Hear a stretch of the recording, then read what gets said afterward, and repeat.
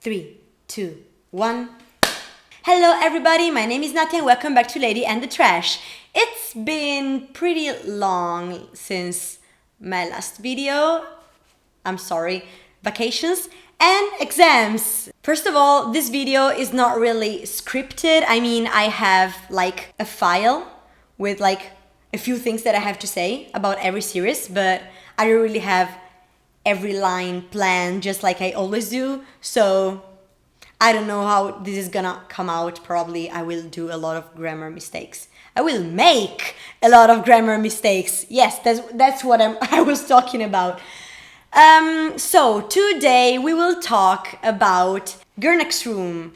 If you don't know what it is, it's 4 mini-series, something similar to You Prince, which I talked about in my previous video, with the huge difference that these are not 12 but just 4. Thank God. So the idea is very simple. Every story is about one girl who lives in this dorm. So all of the four girls all of the girls live in the same dorm. That's why it's called Girl Next Room. And there is only one rule in this dorm, which is no boys allowed. That's basically the general plot. Then every story has its own plot. So I decided to do a ranking, just like I did with You Prince. I know it's a little bit repetitive because it's exactly the same video that I did last time, but I felt like doing it, so here we are.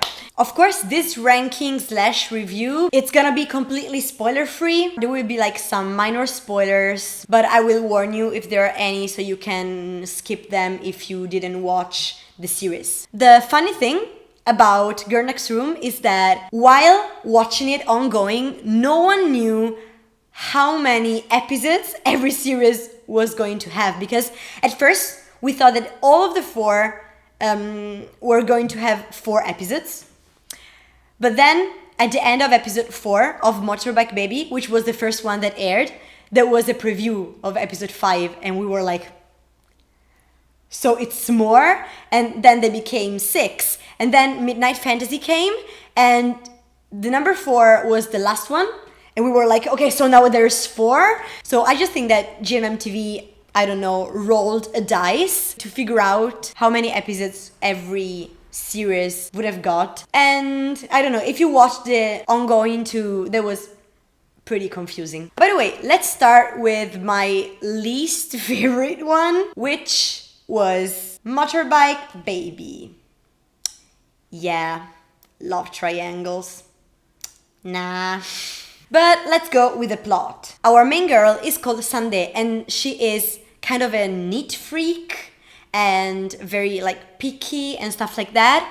And she's going to start her first year in university. There she meets a guy named Mile, if I believe correctly, who soon develops a crush on her. But she also runs into Tankun, who was her boyfriend when they were in high school. Now he works as a motorbike taxi driver and starts taking her to campus every day. So the story is basically that she has to choose one of the boys. That's literally what's going on here. Let's just say, wow, so original. I don't really have a lot to say about this. I decided to give it a 6 out of 10 because, I mean, it wasn't trash, it wasn't horrible, but I would never rewatch it. Like, the only actual positive thing that I really enjoyed was Flug Gawin.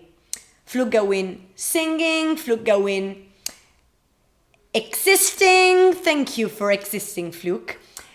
And but he was like the second male lead, so yeah. Overall, I just found it pretty boring. Nothing was really happening except for the 2 guys fighting for the love of the girl, as always. And as you may know, if you watched my You Prince video, I really hate love triangles. And at least, like, the ultimate love triangle in You Prince which was with Mook, and this one is with Mook too. Does she have a thing for love triangles? I don't know. At least the You Prince one, which was the ambitious boss, also had a plot, except for like the love triangle. But this doesn't. This is just the two boys fighting for the girl, who actually always looks like she doesn't care at all.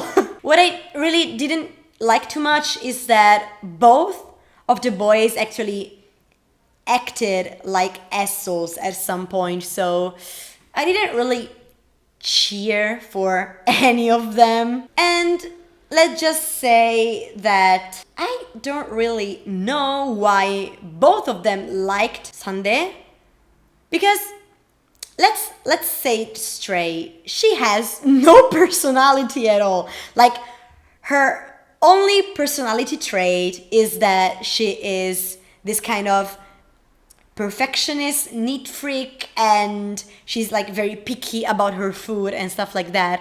But apart from that, she is such a boring person. Oh, no, boring. I found, if you like this one, I'm sorry. No, too boring for me. I don't know how many times I said boring. I felt like Hawk from You Prince being like, Nabua for everything happening in his life. There were a few interesting stuff. What I liked the most was when we got to see the flashbacks of Sunday's past, so we could see how her relationship was at the beginning with Tankun and how it like developed with the time, and why they were not in contact anymore and stuff like that. That was like the only interesting part of the show, except for Fluke singing. Yeah. Number 3, Everybody's Gonna Kill Me, Richie Rich. 5 episodes, by the way. The first one has 6. Did I say it? I don't know. Motorbike Baby, 6 episodes, which were way too many for the non-existent plot. This one only had 5. I felt like they were still too many. I mean, 4 would have been enough, but let's start with the plot. Duchess, whose real name is Benglek, is a rich girl who wants to enter the Rich Girls Club. I don't remember the name of the club, I'm sorry. As a revenge for being treated like shit when she was poor. So, of course, now she seeks their approval. And Krating is a senior who finds out about her real past and starts blackmailing her and just teasing her about it. So this is like a huge improvement in general compared to the previous one. I actually really enjoyed it. I gave it a 7 out of 10. It started as an 8, but I'll explain. Let's just say that I expected more, because the first like 2/3 episodes were awesome. They were super funny, like a little bit over the top, but in a funny way, you know, in a hilarious way. But after from episode 4, I felt like every joke was exaggerated and everything was like too over the top for my likings. And after a while, it wasn't funny anymore. Like, I like that kind of humor, which is like a kind of trashy humor. I don't really know how to describe it. It's like everything is very exaggerated and stuff. But when it's too much, it becomes cringy. That's the main issue that I had with the like second half of the series. Also, I already said it, 5 episodes, I felt like they could have been 4. Basically because episode 4 was completely useless. I mean, if you watched it, you realize that nothing useful for the plot actually happened in that episode. And maybe something, but like 1 out of 4 parts was actually useful for the plot. There's a kind of love triangle too here, which I didn't enjoy too much, but it wasn't an actual love triangle. I mean, it was, but not like the classic love triangle in which the girl is contended by two guys. This was like a different situation, but still a quote-unquote triangle. This is something that I've already said in my You Prince video, but this felt like a ripoff of You Prince, the single lawyer. And Apple is in this one too, but here she is just a bitch. She doesn't have any improvement at all. Another thing that I'm not really sure how much I've appreciated it is the twist ending. Spoiler alert! So at the end they revealed that Kratin actually pretended to be Kun Kao when they were kids, because they're actually cousins, I think, or something like that. So it was actually him Denglek as a kid used to have a crush on. On one hand, I didn't expect it at all. It was a surprise, so I liked the fact that I didn't predict it. But on the other hand, it didn't really make sense. And I would have preferred if she just liked Kratin, even if he wasn't his childhood crush. Do you know what I mean? Like, it's not that special anymore, because we find out that she was in love, and she finds out that she was in love with him all the time and not Kun Kao. So I don't know. Best thing about the show was every scene with Kratin and Tan from Midnight Fantasy. Like, every time those two interacted, even in Midnight Fantasy, it was peak comedy. I swear I loved so much. So, next one. Number 2. Security Love. 6 episodes.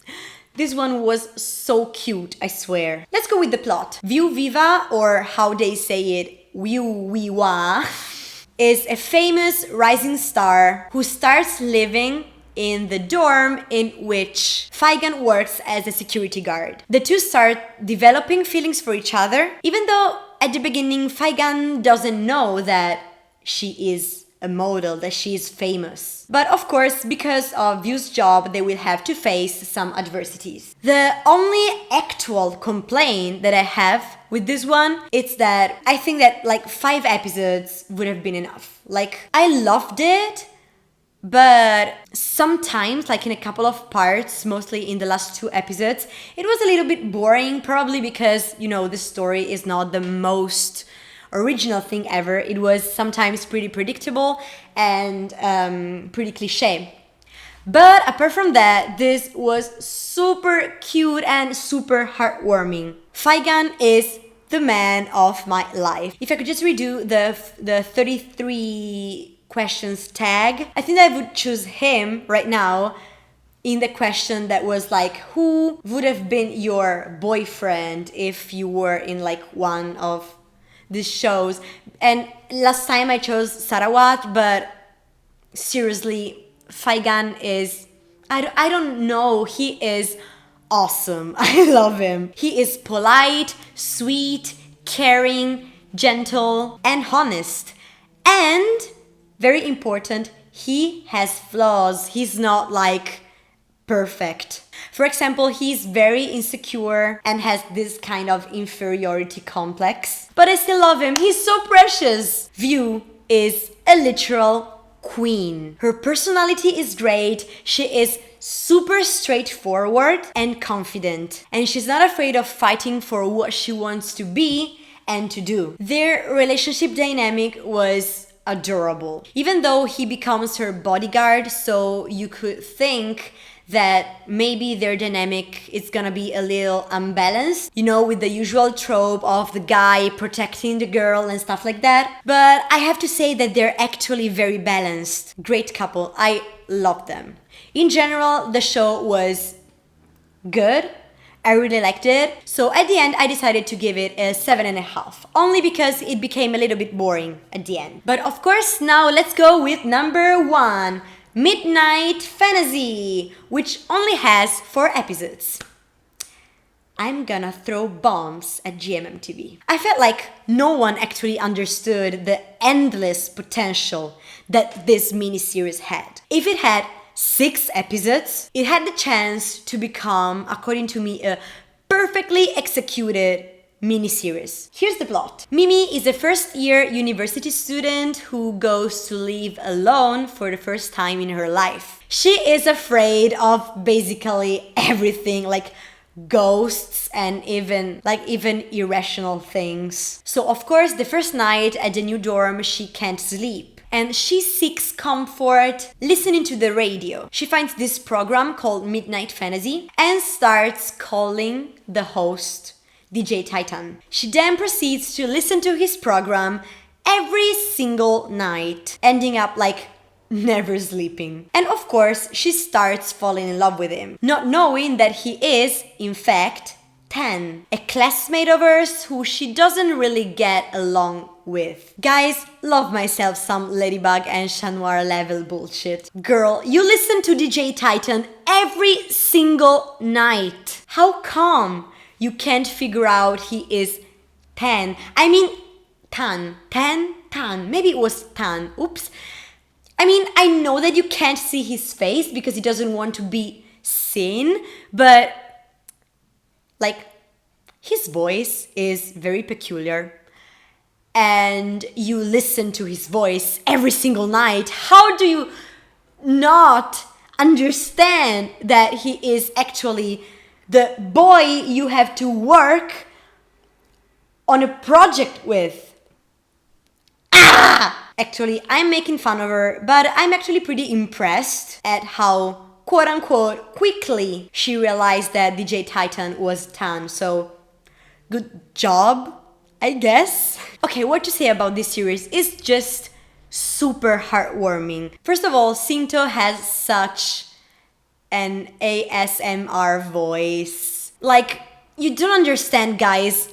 His voice is super relaxing. I totally understand why Mimi fell in love with him only listening to his voice. Relatable. In general, everything that Mimi does or says is like incredibly relatable. So yeah, she was super cute and super funny. I love her a lot. Like, generally speaking, Mimi and Tan are everything that I'm looking for in a fictional het couple. First of all, they are very well-rounded characters. They both have strengths and weaknesses, despite the show only being 4 episodes long. And their relationship is super balanced, even more, I think, even more than View and Faigan's. Because even though he has to offer his support, like, every single time because she is scared of basically everything, he also has a very interesting past. I'm not gonna spoil it for you, but let's just say that it's very sad.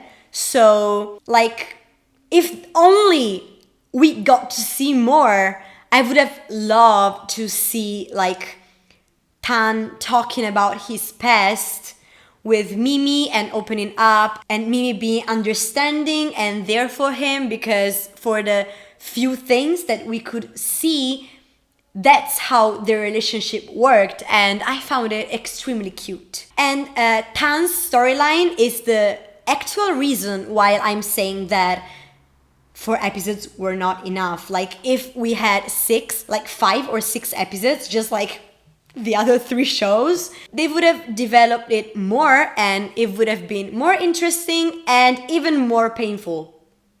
Yes, I wanted pain for this one, okay, GMMTV? But considering the time that they had in these 4 episodes, I'm pretty satisfied with how they handled it. Just like I said while I was talking about Richie Rich, even in Midnight Fantasy, the most funny parts are definitely like the scenes, which maybe it's just 1 or 2. Yeah, 2. Like 2 scenes with Tan and Kratin. Also, and this is very important, Mimi's best friend is openly bisexual, guys. I mean, she doesn't really use the word bisexual, but she openly says that for her, boy or girl is not important. So she doesn't care about the gender. So maybe she is pansexual. Well, she's not straight, so great. Actually, at the beginning, she has a girlfriend, and so I was pretty disappointed that they weren't endgame, because it looks like GMMTV is scared to give us a lesbian couple for whatever reason, even if it's in a super short miniseries. But at least they acknowledged bisexuality / pansexuality. So yeah, it's something. My only actual complaint about this series, apart from the fact that it's only 4 episodes, is that there is no actual kiss scene, and all of the other 3 have one. Actually, Richie Rich has a pretty cheap one, nothing special, sadly. But this one has nothing. Like, there's this kind of kiss, but trust me, it isn't a kiss, because it's like in Mimi's head, and even like that is very embarrassing. But like in Security Love, they kiss something like 6 times, if not more. So why couldn't they just give Singto and Jamie one decent kiss scene?